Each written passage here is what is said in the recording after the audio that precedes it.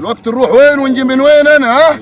سيبت البلد وشغال في القمح وشغال في الدراس وشغال في الحصيد، وبرضه اخبار الاهلي تجيني لغايه عندي. يعني الاهلي لو فاز المباراتين خد الدوري، طب انا مالي؟ انا ضيف شرف ها في الدوري، مالي ومال الزمالك؟ انا الزمالك جاب لي الضغط وجاب لي السكر، وسمير مش عايز يديني اليوميه، 3 يوميات رابطهن بمباراه بيراميدز. انا مالي؟ طيب انا مالي؟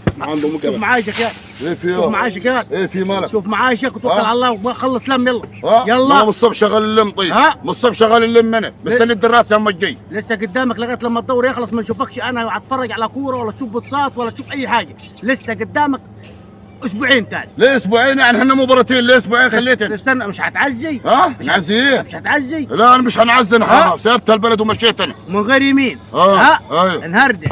ما تشجع بيراميدز يا ابو عنق. ده انا عشان خاطر يفوز على الزمالك هتبقى وقتك مرمى، ولو فوت الماتش هتقعد في موسم الدراسه ده السنه الجايه. يا عم انا قاعد في الدراسه والقمح هنا، مش هنشوف المباراه. ما انا سامعك شغال ثلاثه تقول يا واحده ثاني. طب ما سيبت البلد وجي شغال هنا، بقى ازاي هنشوف؟ ها؟